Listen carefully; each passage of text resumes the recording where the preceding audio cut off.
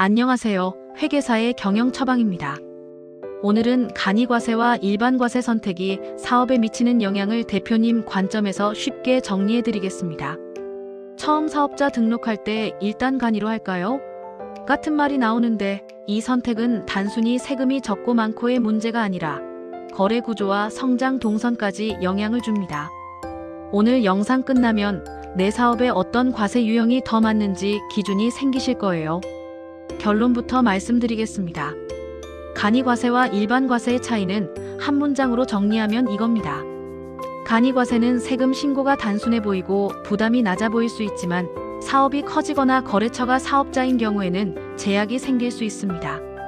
일반과세는 관리가 조금 더 필요하지만 사업자 거래와 확장, 그리고 비용 처리 구조에서 유리한 경우가 많습니다. 그래서 핵심 기준은 내 고객이 누구인지와 내 비용 구조가 어떤지입니다. 먼저 대표님들이 가장 많이 하는 오해부터 풀겠습니다. 간이과세는 무조건 세금이 적다. 일반과세는 무조건 세금이 많다. 이건 틀린 말입니다. 세금은 결국 매출과 비용 구조에 따라 달라지기 때문입니다. 과세 유형은 세금을 줄이는 마법이 아니라 내 사업 구조에 맞게 선택해야 하는 프레임입니다. 첫 번째로 고객이 사업자인지 소비자인지가 가장 큰 기준입니다. 만약 내 고객이 사업자이고 거래할 때 세금 계산서를 주고받는 구조라면 일반과세가 유리한 경우가 많습니다. 왜냐하면 사업자 고객은 매입세의 공제를 받기 위해 세금 계산서가 필요하고 세금 계산서 발행이 매끄러운 구조가 거래에 도움이 되기 때문입니다. 반대로 최종 소비자 상대, 즉 B.C 중심이고 소액 거래가 많은 업종이라면 간이과세가 선택지가 될 수 있습니다. 여기서 중요한 포인트는 판매만 보지 말고 거래 상대의 기대를 보는 겁니다. 사업자 고객이 많은데 간이과세로 시작하면 거래처가 요구하는 증빙이나 처리 방식에서 불편이 생길 수 있고 그게 영업에서 마이너스로 작동하는 경우가 있습니다. 두 번째로 비용 구조가 큰 사업은 일반과세가 유리한 경우가 많습니다. 사업을 하다 보면 매입이 생기죠. 임대료, 인테리어, 장비, 원재료, 외주비, 광고비 같은 비용이 큽니다. 일반과세는 매입세의 공제라는 구조가 있어서 사업 운영 과정에서 발생한 매입과 관련된 부가세를 공제받는 흐름이 비교적 명확합니다. 반대로 비용이 적고 마진이 큰 구조라면 간이과세가 체감상 편할 수 있습니다. 이 부분에서 대표님들이 자주 실수하는 패턴이 있습니다.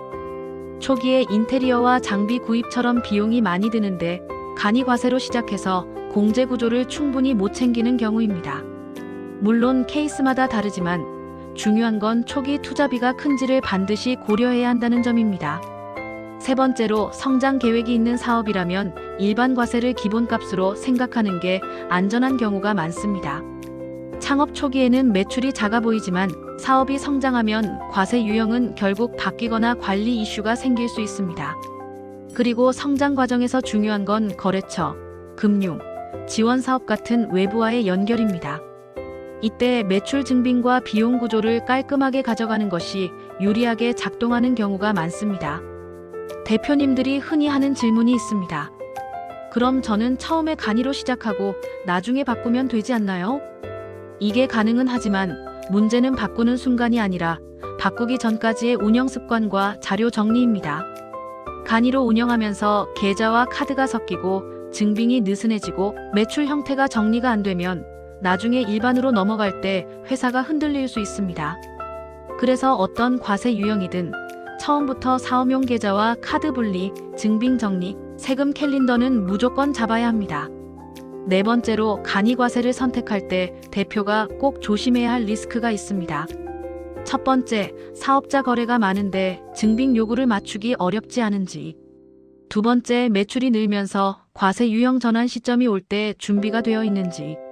세 번째, 비용 구조가 커지는데도 대충 처리로 넘어가서 나중에 정산이 꼬이지 않는지. 간이과세는 편해 보이지만 관리가 느슨해지면 오히려 세금 리스크가 커질 수 있습니다. 다섯 번째로 일반과세를 선택할 때 대표가 조심해야 할 포인트도 있습니다. 일반과세는 부가세 신고와 납부의 타이밍이 더 체감될 수 있습니다. 그래서 현금 흐름 관리가 중요합니다. 특히 세금 계산서 매출이 늘거나 카드 매출이 늘면 부가세 부담도 같이 커지기 때문에 부가세는 내 돈이 아니라 잠시 보관하는 돈이라는 관점으로 자금을 분리해서 보는 습관이 필요합니다. 자, 여기서 대표님이 가장 궁금해하실 질문을 하나 정리해 볼게요. 간이냐 일반이냐를 한 번에 결정하는 쉬운 기준이 없나요? 완벽한 정답은 없지만 대표님이 바로 적용할 수 있는 기준은 있습니다. 첫 번째, 내 고객이 사업자 거래 중심이면 일반 과세 쪽이 유리한 경우가 많습니다. 두 번째, 초기 투자비와 매입 비용이 크면 일반 과세 쪽을 먼저 검토합니다. 세 번째, 소비자 대상이고 비용 구조가 단순하면 간이과세가 선택지가 될 수 있습니다. 네 번째, 앞으로 매출이 빠르게 성장할 가능성이 높으면 처음부터 일반 과세로 안정적으로 가는 편이 운영이 편한 경우가 많습니다. 이제 오늘의 체크리스트로 마무리하겠습니다. 대표님이 오늘 바로 점검할 5가지입니다. 첫 번째, 내 고객은 사업자인가 소비자인가? 두 번째, 사업자 거래에서 세금 계산서가 필요한 구조인가? 세 번째, 초기 투자비와 매입 비용이 큰 편인가? 네 번째, 올해 매출이 성장할 가능성이 큰가? 다섯 번째, 부가세 납부 타이밍을 버틸 현금 흐름을 만들 수 있는가? 이 5가지에 답하면 간이와 일반의 방향이 잡힙니다. 그리고 무엇보다 중요한 건 어떤 과세 유형을 선택하든 기초 세팅이 안 되어 있으면 리스크가 생긴다는 점입니다. 사업용 계좌와 카드 분리, 증빙 정리, 세금 캘린더는 과세 유형과 상관없이 필수입니다. 마무리하겠습니다. 간이 과세와 일반 과세 선택은 세금만의 문제가 아니라 고객 구조, 비용 구조, 성장 계획을 반영한 경영 의사결정입니다. 내 사업의 거래 구조를 먼저 보고 비용 구조와 성장 방향을 같이 고려하면 실수할 확률이 크게 줄어듭니다. 다음 영상에서는 사업용 계좌와 카드 분리를 안 하면 어떤 문제가 생기는지 대표님들이 실제로 겪는 리스크를 쉽게 정리해 드리겠습니다. 영상이 도움되셨다면 구독과 좋아요 부탁드리고요. 댓글로 업종과 고객이 사업자 중심인지 소비자 중심인지 그리고 현재 과세 유형이 무엇인지 남겨주시면 그 상황에 맞춰서 선택 포인트를 더 구체적으로 정리해 드리겠습니다. 감사합니다.